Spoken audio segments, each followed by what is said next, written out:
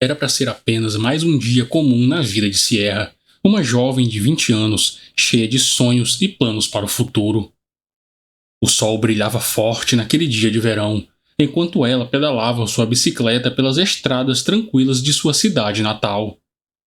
Mas o destino, muitas vezes imprevisível, reserva caminhos sombrios, e esse foi o caso de Sierra. Uma série de coincidências, escolhas erradas e um encontro cruel mudaram para sempre o rumo de sua história. Uma história que você precisa conhecer. Uma história que nos faz questionar: será que realmente conhecemos aqueles que cruzam os nossos caminhos?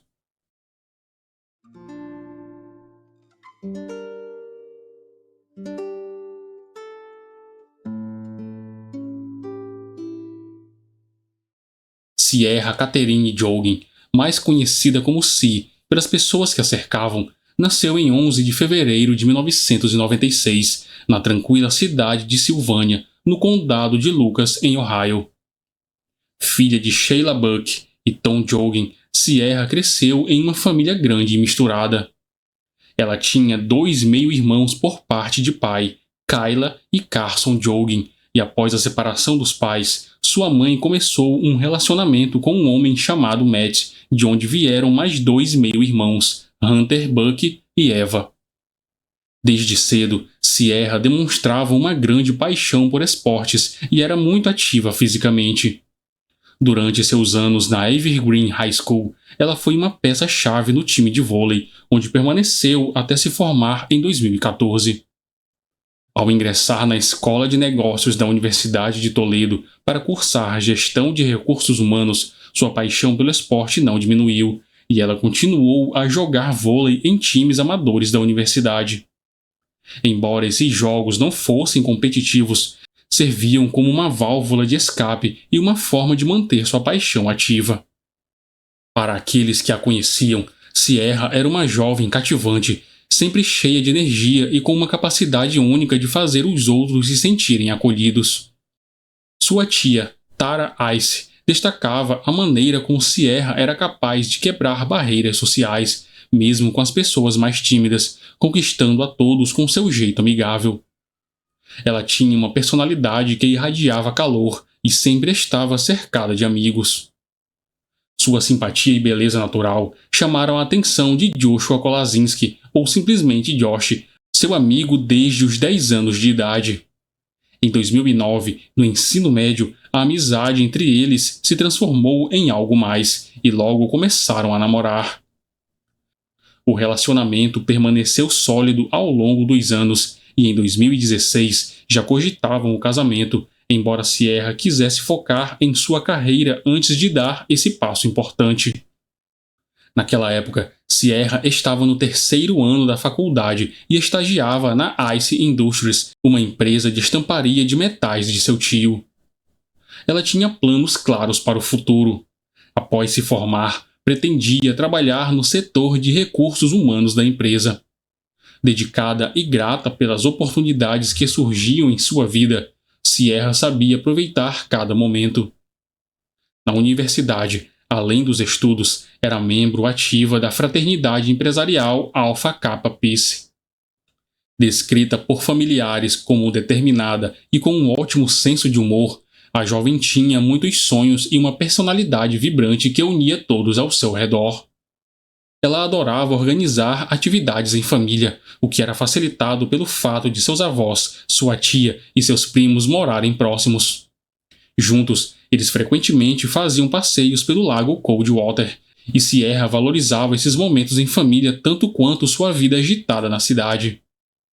Seu amor por cavalos e viagens era notável, sendo a Itália um dos destinos que mais a marcou. No meio de 2016, Sierra ainda morava com sua família em Metamora, no condado de Fulton, mas com o início do novo semestre, estava prestes a se mudar para a casa da tia, para ficar mais perto da universidade. No entanto, o que prometia ser o início de uma nova fase na sua vida, acabou em uma tragédia inimaginável. Na tarde de terça-feira, 19 de julho de 2016, Sierra saiu de casa de bicicleta para visitar Josh, que morava por perto. Eles haviam combinado de ir ao cinema no dia seguinte para assistir A Vida Secreta dos Bichos. Após passarem algumas horas juntos, Sierra decidiu voltar para casa por volta das 18h45. Josh a acompanhou por um trecho do caminho em sua motocicleta, até que chegaram a um ponto onde as estradas desertas, cercadas por milharais, se cruzavam. Aproveitando o momento, Josh gravou um curto vídeo do passeio que depois compartilhou nas redes sociais. Quando chegaram a County Road 6, próximo à escola onde Sierra estudara no ensino médio, ela insistiu que não precisava de mais companhia, pois já estava perto de casa. Então os dois se despediram com um beijo e prometeram se falar mais tarde assim que ela chegasse em casa. No entanto, Sierra nunca chegou. Aquela foi a última vez que alguém a viu com vida. Às 20 horas, preocupado por não ter notícias, Josh enviou uma mensagem para saber se Sierra havia chegado bem. Quando não obteve resposta, ligou para ela, mas o telefone só chamava. Nervoso, ele ligou para Sheila, a mãe de Sierra, que também não sabia do paradeiro da filha, e ao verificar, notou que sua bicicleta não estava no lugar de costume. Desesperada, Sheila pegou o carro e, junto com Josh, começou a procurar por Sierra na região. Sem sucesso em encontrar a garota, eles foram até o departamento de bombeiros local e relataram o desaparecimento a um policial. As buscas começaram de imediato. Poucas horas depois, a bicicleta de Sierra foi encontrada abandonada em um milharal, próximo ao local onde ela e Josh haviam se separado mais cedo. A partir desse momento, o destino da jovem que cativava a todos ao seu redor tomaria um rumo trágico e misterioso. O xerife do condado, Roy Miller, foi um dos primeiros a notar sinais de algo fora do comum no local onde Sierra desapareceu. Havia evidências claras de uma luta, além de marcas de pneu de motocicleta que cortavam as fileiras de milho. Próximo ao ponto em que sua bicicleta foi abandonada, diversos objetos estranhos que não pertenciam à jovem foram encontrados. Entre eles estavam um par de óculos de sol, que posteriormente revelou conter DNA masculino, uma chave de fenda e uma caixa de fusíveis de carro. A cena sugeria algo sinistro, o que levou as autoridades a isolarem a área para uma perícia minuciosa. Pouco tempo depois, um motorista que passara pelo local horas antes entregou um capacete de motocicleta preto às autoridades, dizendo tê-lo encontrado na estrada. Quando os policiais examinaram o capacete, notaram uma mancha suspeita que parecia ser sangue. Esse novo achado reforçou a teoria de que uma motocicleta poderia estar envolvida, e os investigadores começaram a direcionar suas atenções para Josh, que rapidamente se tornou o principal suspeito. Apesar das circunstâncias, Josh colaborou com a polícia desde o início. Ele forneceu um relato detalhado dos eventos daquela tarde, antes do desaparecimento de Sierra, e permitiu que os policiais revistassem sua casa, sua motocicleta e sua caminhonete. A família de Sierra, que conhecia bem Josh, garantiu sua inocência, afirmando que ele sempre cuidara dela como se fosse sua própria irmã. Enquanto as investigações avançavam, a angústia entre os familiares de Sierra só aumentava. Todos sabiam que a jovem não havia desaparecido por conta própria. A gravidade do caso fez com que a polícia local pedisse ajuda ao FBI, que prontamente se envolveu nas buscas. As autoridades dos estados vizinhos também foram notificadas, ampliando o alcance das investigações. A comunidade se uniu em uma demonstração de solidariedade. Centenas de voluntários se mobilizaram para vasculhar os vastos milharais em busca de qualquer pista que pudesse trazer Sierra de volta. Uma página no Facebook intitulada Tragam Sierra para Casa foi criada e rapidamente atraiu mais de 2.500 pessoas que compartilhavam informações e acompanhavam os desdobramentos do caso. Além disso, doadores anônimos ofereceram recompensas significativas que variavam entre 25 mil e 100 mil dólares por qualquer pista que levasse ao paradeiro da jovem universitária. Analisando imagens de um vídeo gravado por Josh, as autoridades notaram que Sierra estava usando uma pulseira inteligente no dia de seu desaparecimento. O dispositivo foi rastreado até uma área próxima à fronteira entre Ohio e Michigan, a vários quilômetros de onde a bicicleta dela foi encontrada. No entanto, mesmo com essa pista, as investigações não avançaram muito. Em paralelo, as autoridades intensificaram as buscas realizando visitas casa por casa na região. Durante esse processo, chegaram a James Worley, um homem de 57 anos que vivia a menos de 3 quilômetros de onde Sierra foi vista pela última vez. Ao ser interrogado, James admitiu que havia passado pela estrada naquele dia, pilotando sua motocicleta, que supostamente havia quebrado na área. Ele também mencionou ter perdido seus óculos de sol, uma chave de fenda, sua caixa de fusíveis e seu capacete.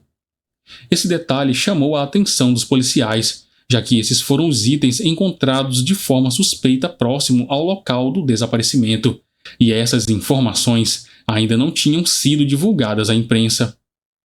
James relatou ainda ter visto 2 bicicletas no milharal e cogitado pegar uma delas para voltar para casa, mas garantiu que não havia feito isso. Curiosamente, ele fez questão de declarar que suas impressões digitais poderiam estar no guidão da bicicleta, mas afirmou que não havia roubado nada e nem matado ninguém. Durante o interrogatório, os policiais notaram arranhões recentes nos braços e hematomas nas pernas de James, o que levantou ainda mais suspeitas. Assim, eles retornaram à sua residência na quinta-feira seguinte para uma segunda entrevista. Quando James foi informado sobre o capacete preto encontrado, pediu que o objeto fosse devolvido a ele. No entanto, ao saber que o capacete tinha uma mancha de sangue, reagiu com surpresa, dizendo que era impossível. Inicialmente, James permitiu que os policiais inspecionassem sua propriedade. No entanto, quando um dos investigadores abriu a tampa de uma caixa verde em seu celeiro, ele ficou visivelmente nervoso. Dentro da caixa, os agentes encontraram sacolas contendo peças íntimas femininas. Questionado, James afirmou que eram presentes para suas namoradas. Com essas descobertas, as suspeitas em torno de James cresceram ainda mais. Uma testemunha afirmou ter visto uma caminhonete em alta velocidade na noite de 19 de julho, na mesma região onde Sierra desapareceu.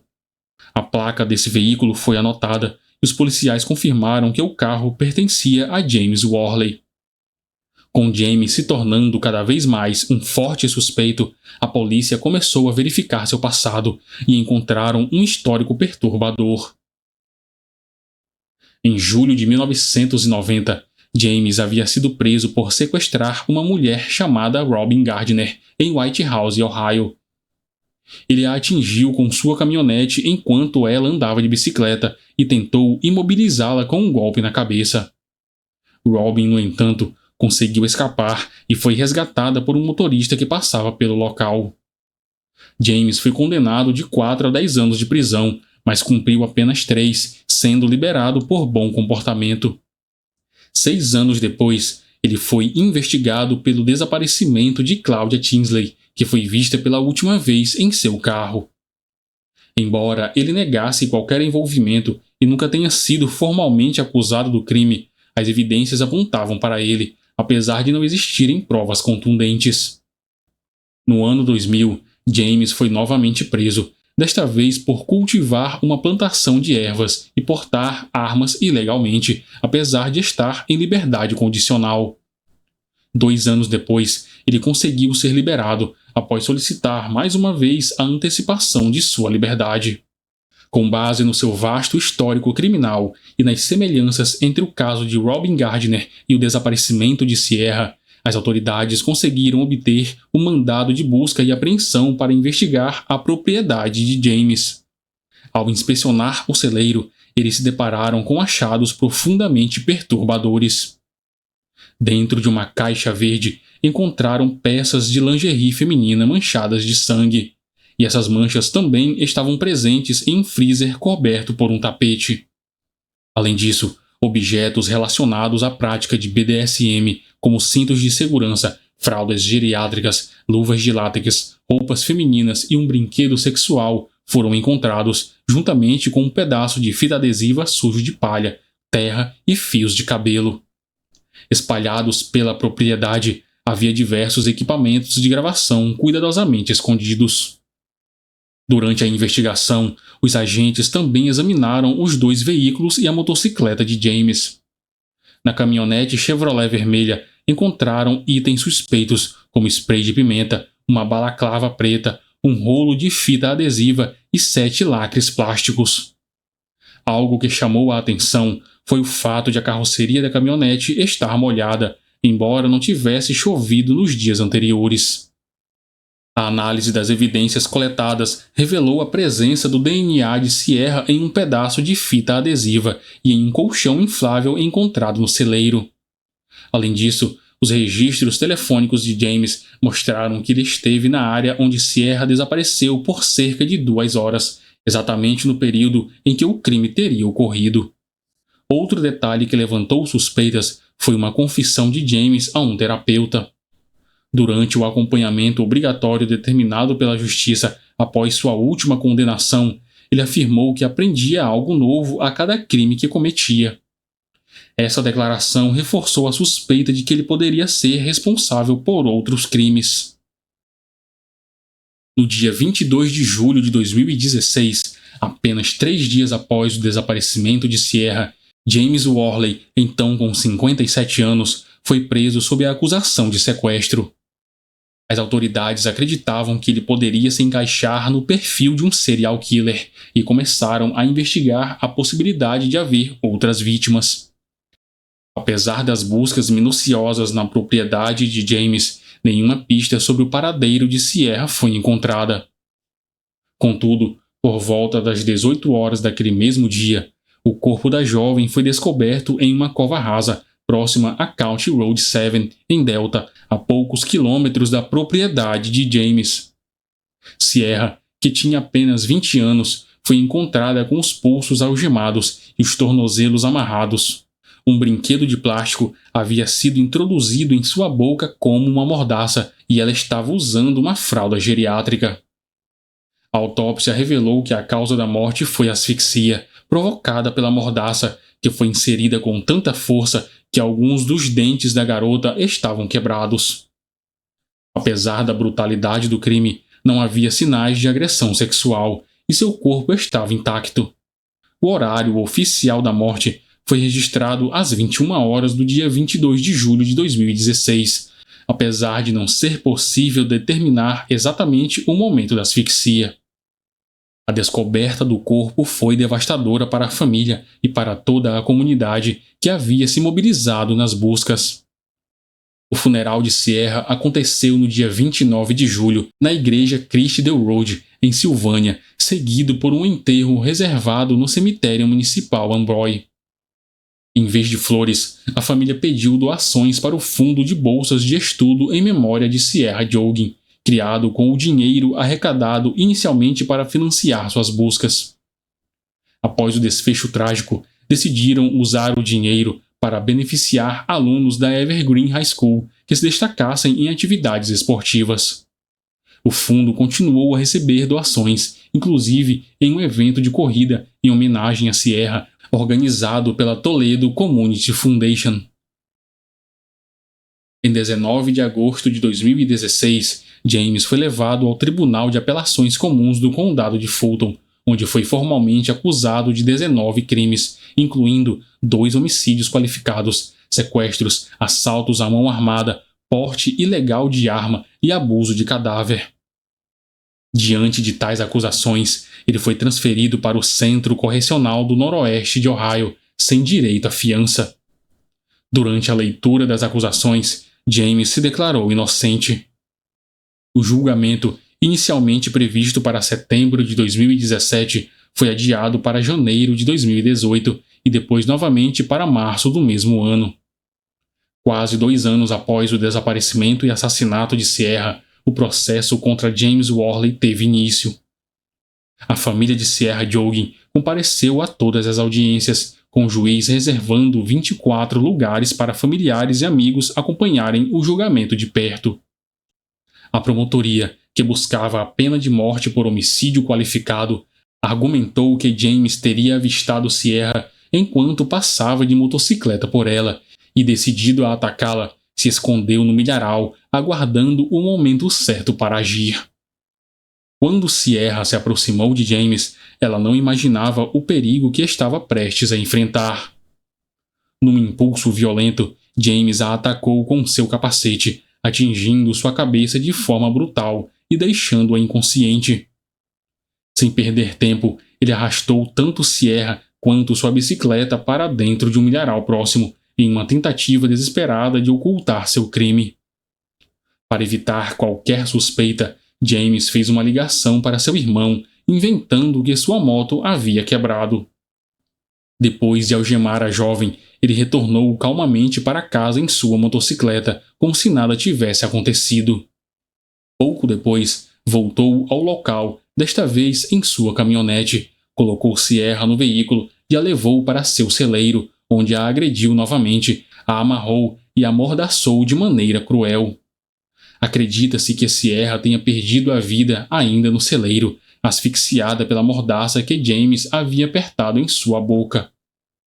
Após cometer o ato horrível, ele transportou o corpo até o campo onde seria encontrado mais tarde. Durante o julgamento, a acusação apresentou provas que indicavam um histórico perturbador de James. Seu histórico de navegação na internet revelava que ele frequentemente consumia conteúdo adulto violento, com buscas que incluíam termos como adolescente forçada, caroneira indefesa e mordaça. Além disso, foi exibida uma gravação da primeira visita dos policiais à casa do réu, com várias testemunhas, incluindo familiares de Sierra e especialistas forenses. A agente especial Megan Roberts, da Agência de Investigação Criminal de Ohio, testemunhou sobre as evidências encontradas tanto na cena do crime quanto na casa de James. Entre os itens exibidos ao júri estavam o capacete usado no ataque, uma caixa de fusíveis, uma chave de fenda e um par de óculos de sol, objetos que o próprio James afirmou ter perdido. Megan destacou que a maioria das provas continha o DNA de Sierra e de James, ligando-o diretamente ao crime. O detetive David Morford reforçou o caso, apresentando provas digitais que colocavam James na cena do crime por aproximadamente 2 horas. Ele também trouxe à tona as buscas perturbadoras por conteúdo adulto violento encontradas no computador do réu. A médica legista Cynthia Baser, por sua vez, descreveu em detalhes o objeto de plástico encontrado na boca de Sierra e a corda que o mantinha firmemente preso à cabeça da vítima. Segundo Cynthia, o processo de asfixia teria durado vários minutos, durante os quais Sierra provavelmente sofreu intensamente. Robin Gardner, vítima de uma tentativa de sequestro em 1990, também prestou depoimento.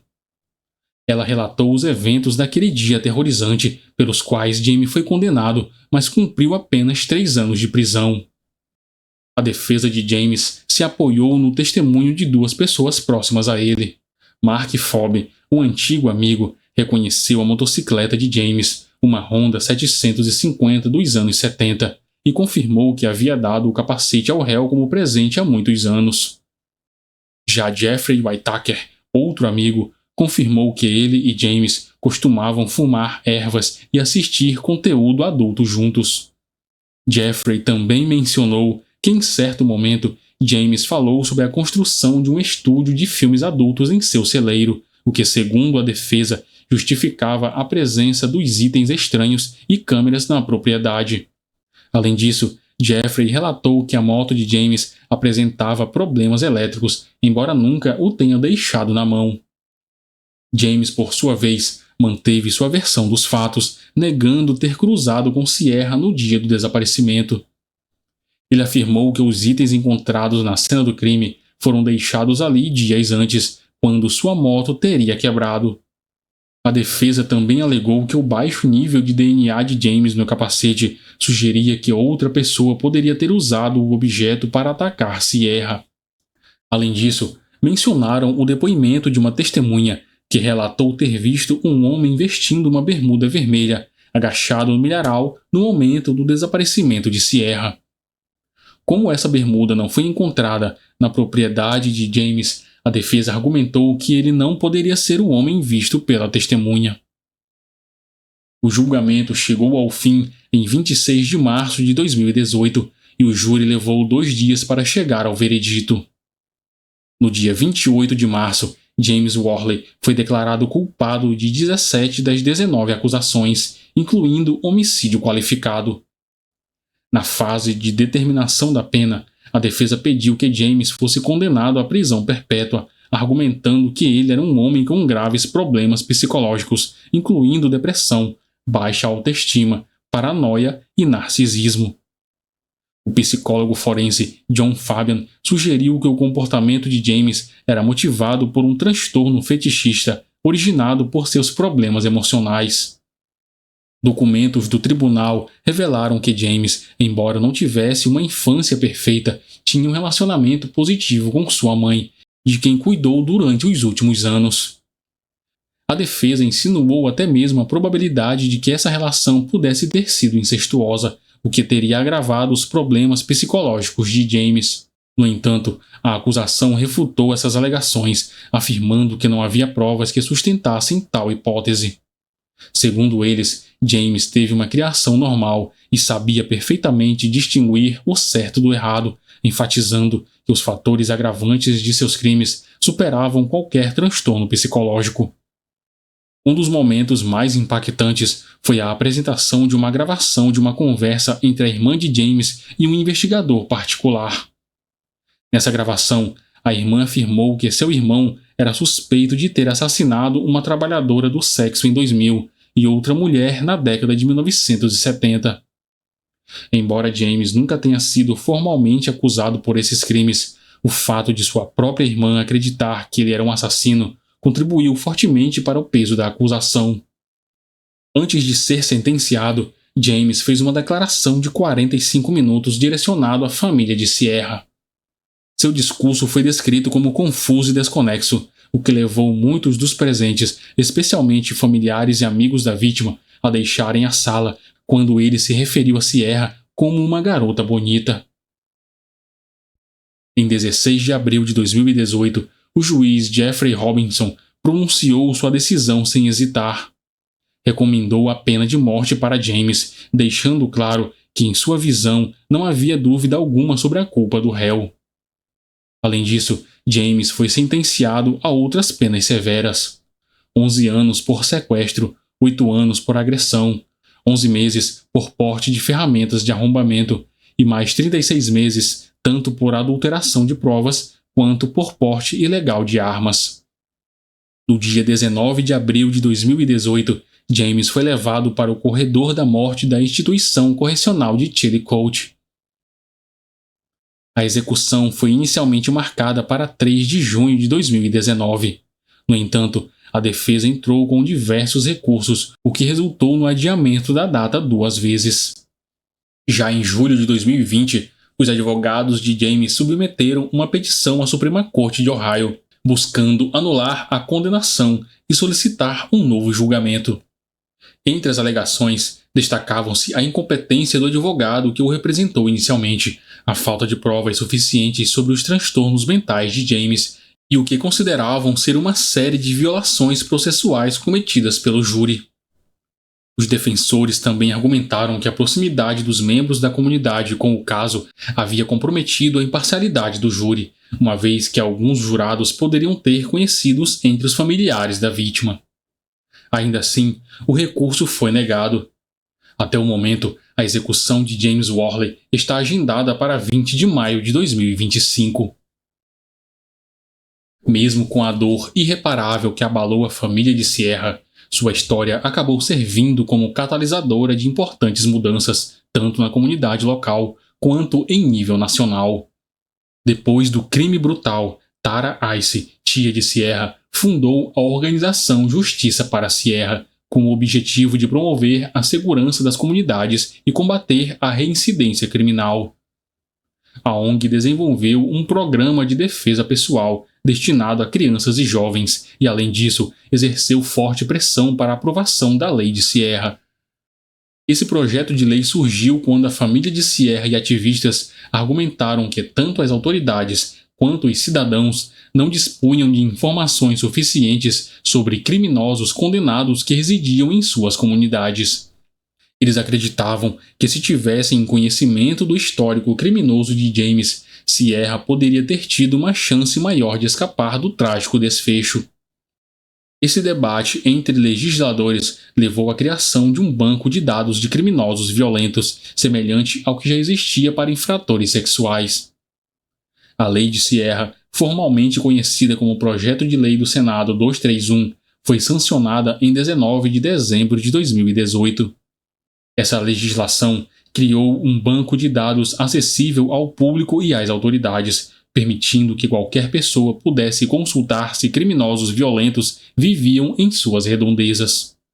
De acordo com a nova lei, indivíduos condenados por crimes violentos são obrigados a se registrar no banco de dados do Estado e devem permanecer cadastrados por um período de no mínimo 10 anos. Em 2018, a família de Sierra alcançou mais uma vitória. Eles ganharam uma ação civil por homicídio culposo contra James Worley, o que resultou na transferência da propriedade do criminoso para a família Joughin. A primeira providência tomada pela família foi a demolição do celeiro de Worley.